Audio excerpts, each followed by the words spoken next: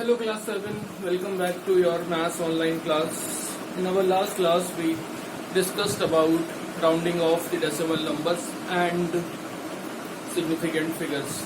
I hope you have watched the video and you must learn some new concept in maths.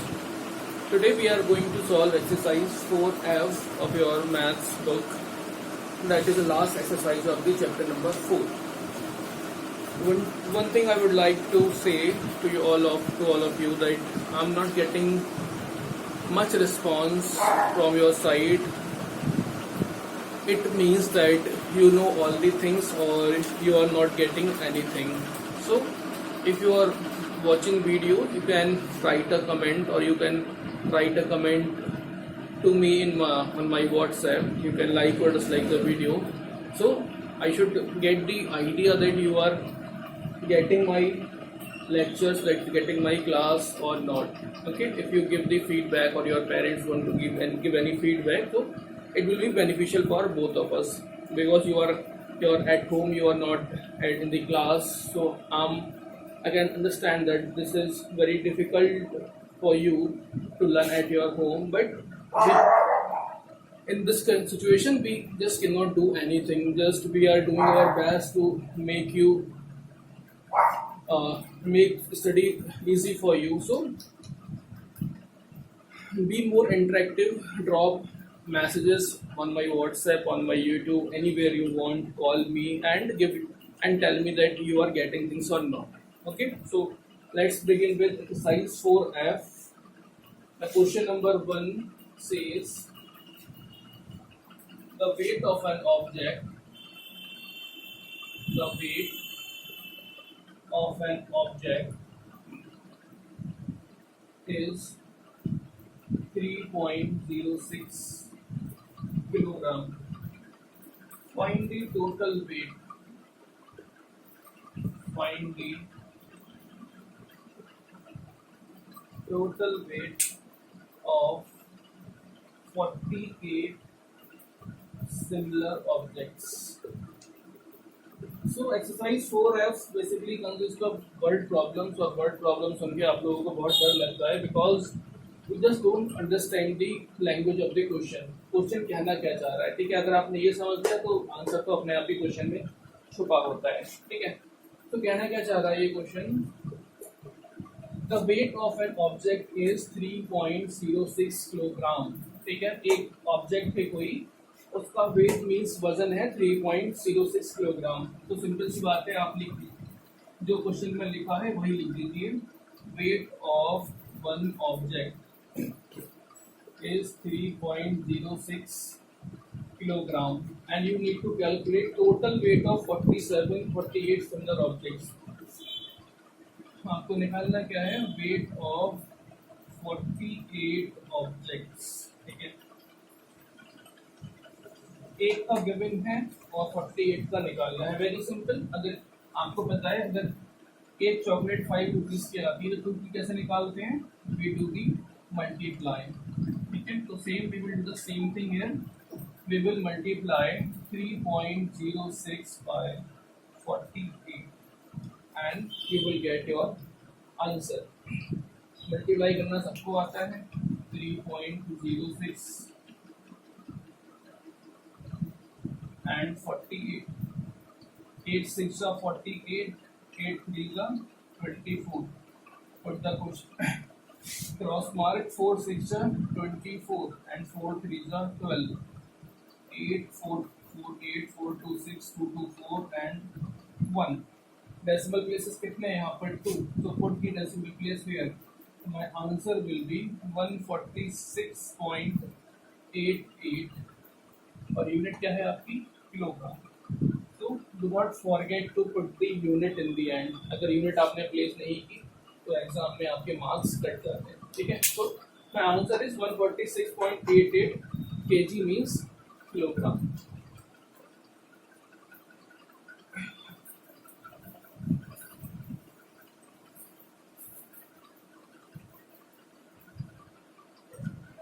Question number 2. It says find the cost of 17.5 meter cloth at the rate of rupees 112.50 per meter. Okay, same question, same things. Find the cost of 17.5 meter cloth. 17.5 metre cloth की cost, कीमत बतानी है आपको at the rate of, rate क्या है 112.50 पर metre, पर metre का मतलब 1 मीटर। तो आपको कॉस्ट किसकी दी है, आपको कॉस्ट दी है cost of 1 metre of cloth, per metre means 1 metre, 1 metre of cloth की कॉस्ट क्या है रुपीज 112, 112.50। आपको निकालने कितने, कॉस्ट ऑफ 17.5 मीटर क्लोथ। तो cost of 17.5 metre of cloth क्या हो जाएगी, multiply, simple multiply by 17.5, multiply करना आपको आता है, you know the multiplication, multiply कर लीजिए आंसर आ जाएगा।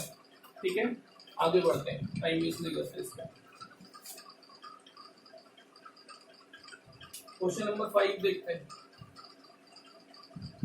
18.5 metre of cloth cost rupees 666। Find the cost of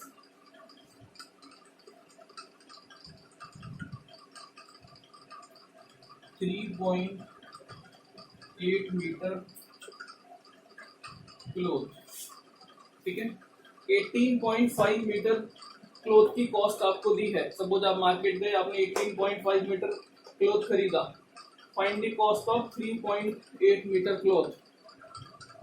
अगर आपसे कोई कहे भैया अपने जो आपने खरीदा था 3.8 मीटर मुझे दे दो, तो आप उससे कितने पैसे लोगे, how much money it will cost of 3.8 metre, ये निकालना है। ठीक है, प्रैक्टिकली अगर आप सोचो तो पहले क्या करेंगे, सॉल्यूशन में लिखते हैं भैया कॉस्ट ऑफ, गिवन क्या है आपको, ये आपको गिवन है cost of 18.5 metre of cloth, क्या गिवन है रुपीज 666।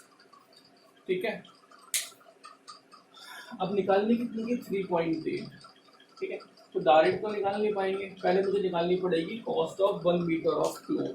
ठीक है, सपोज अगर एक सिंपल सा एग्जांपल लेके देखो, आप गए शॉप पर गए और आपने कहा गिव मी 5 चॉकलेट्स। ओके, और 5 चॉकलेट की कॉस्ट जो थी वो 50 रुपीज़ थी। ठीक है, 5 चॉकलेट की कॉस्ट थी 50 रुपीज़, और अभी आप घर पे आए, आपके छोटे भाई ने कहा 2 चॉकलेट्स मुझे दे दो, तो आपने अब उससे आप पैसे लोगे 2 चॉकलेट्स के, तो आप उससे कितने पैसे लोगे, ये आप तो 5 की 50 दे रहे थे, अब आप कंफ्यूज हो जाओगे भैया 5 टू के कितने होंगे। तो सिंपल सी बात है, पहले आप कैलकुलेट करोगे 1 चॉकलेट कितने की मिली होगी मुझे। तो जब भी हम वन चॉकलेट या 1 ऑब्जेक्ट की कॉस्ट निकालते हैं, ठीक है, तो हम करते क्या, वहाँ पर हम डिवाइड करते हैं। So you will do the division 50/5 and you know 5 times 50, तो एक चॉकलेट जो कॉस्ट आई वो कितनी आई 10 rupees. Okay, now you know the cost of 1, तो cost of 2 will be 10 into 2 that is 20 rupees आप ले लोगे अपने भाई से, बहन से, और आपका काम हो जाएगा। तो same thing you need to do here. First you need to calculate the cost of 1 metre of cloth. तो cost of 1 metre of cloth क्या होने वाली है 666 अपॉन 18.5। ठीक है, आपको डिवीजन करना पड़ेगा यहाँ पर, और हमको पता है जब भी यहाँ से हम डेसिमल प्लेस हटाते हैं तो न्यूमरेटर में 10 ऐड कर देते हैं, क्योंकि हमारे पास यहाँ पर राइट में एक डेसिमल प्लेस है सिर्फ। अब आपको डिवाइड करना है 666 into 10 upon 185। सो आपको दिख रहा है कि इसके एंड में 5 आ रहा है, दैट मीन्स ये नंबर 5 से डिवाइड हो जाएगा। तो अभी यही करके देख लो, 5 3 जा 15, 16 17 18, कैरी कितना बचा 3, तो कितना हो गया 35, एंड 5 7 जा 35। ओके, अब आपने 5 से डिनोमिनेटर में कट किया है तो आपको न्यूमरेटर में भी कट करना पड़ेगा। तो 5 2 जा 10। ओके, अब यहाँ से आपको क्या मिला 6 6 6, डायरेक्ट मल्टीप्लाई कर लीजिए। 2 6 जा 12, कैरी 1, 2 6 जा 12 प्लस 1 13, कैरी 1, 2 6 जा 12 प्लस 1 13 अपॉन 37। ओके, अब आपको यहाँ से डिवाइड करना पड़ेगा। डिवाइड करके देख लेते हैं पहले क्या आता है।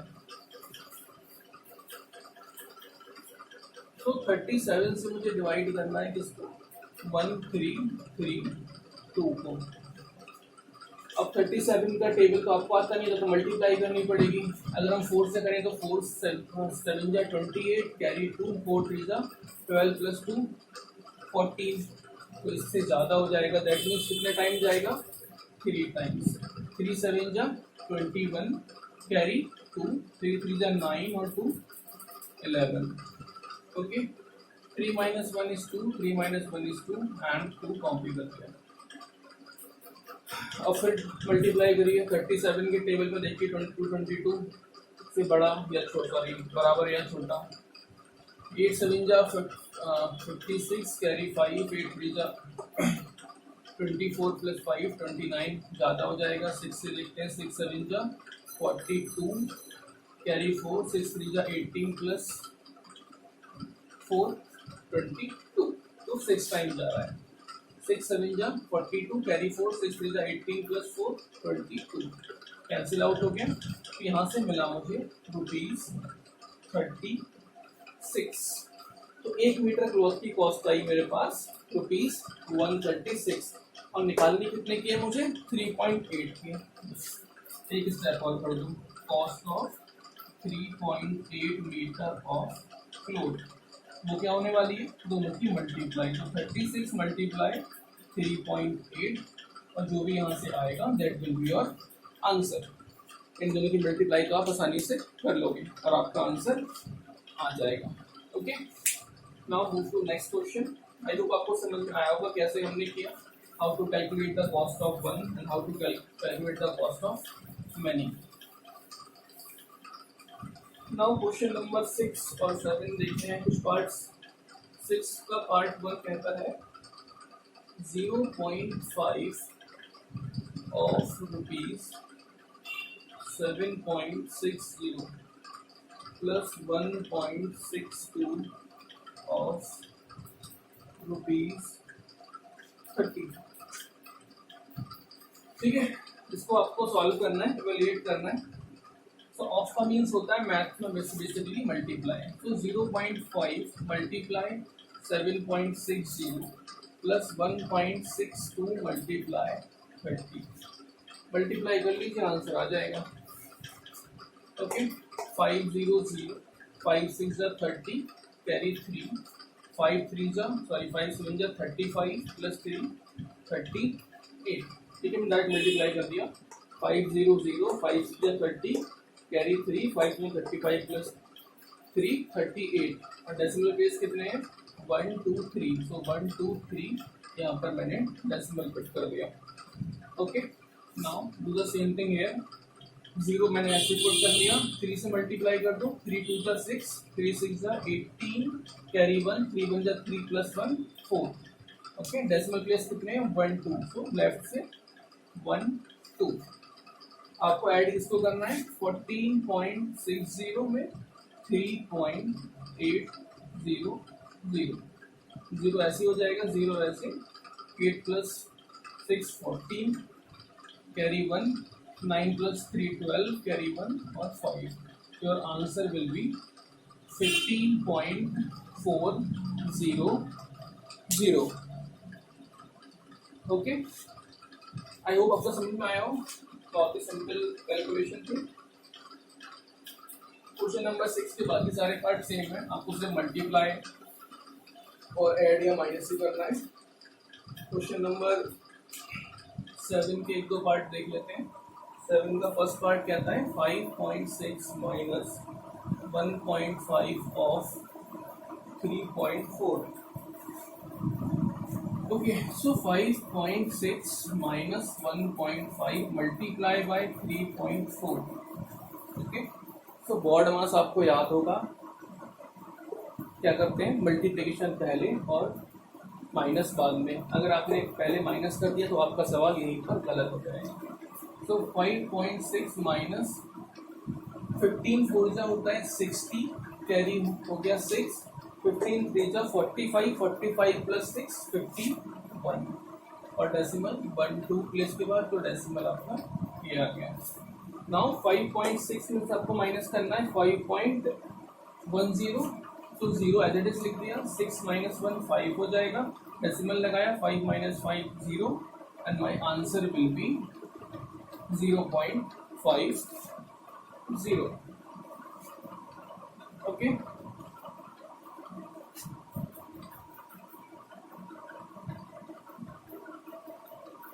एक और पार्ट देखते हैं।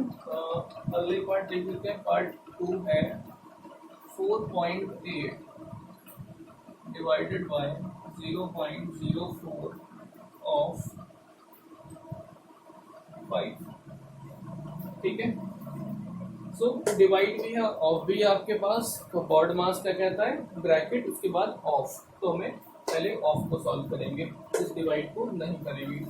तो 4.8 डिवाइडेड बाय 0.04 मल्टीप्लाई 5।